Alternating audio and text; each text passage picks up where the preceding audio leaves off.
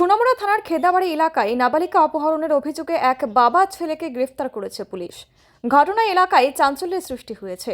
সোমবার দুই অভিযুক্তকে আদালতে পেশ করে পুলিশ রিমান্ডের আবেদন জানানো হয়। পুলিশ সূত্রে জানা গেছে, গত 17 নভেম্বর নাবালিকা অপহরণের অভিযোগ দায়ের হওয়ার পর তদন্তে রানা দাস এবং তার বাবা সুমন্ত দাসের নাম উঠে আসে। রবিবার রাতে অভিযান চালিয়ে দুজনকে আটক করা হয়।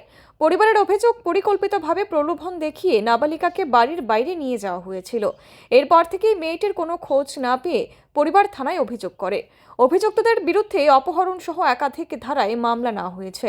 ঘটনাকে কেন্দ্র করে স্থানীয়দের মধ্যে ক্ষোভ বাড়ছে।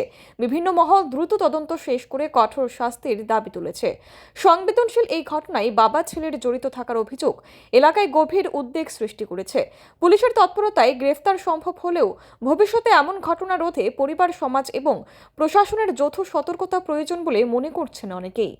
আমরা দুজনকে গ্রেপ্তার করেছি, যেটা খেদাবাড়ি একটা মাইনর মেয়েকে অপহরণ কাণ্ডে যুক্ত থাকার অভিযোগে।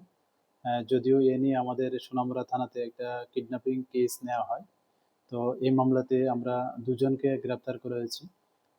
একজনের নাম হলো রানা দাস এবং যিনি মেইন প্রিন্সিপাল একিউজড, এবং ওনাকে যিনি সাহায্য করেছেন বলে অভিযোগ, এবং আমাদের কাছে যা সত্যতা আছে এর বেসিসে ওদেরকে গ্রেপ্তার করা হয়েছে। এবং অন্যজন হলেন ওনার বাবা শ্রী সুমন্ত দাস। তো আগামীকালকে আমরা ওনাদেরকে মহামান্য আদালতে প্রেরণ করব after observing all legal formalities.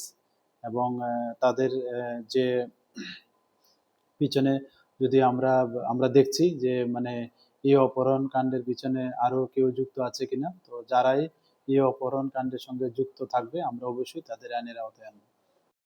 Bureau report, PV north east.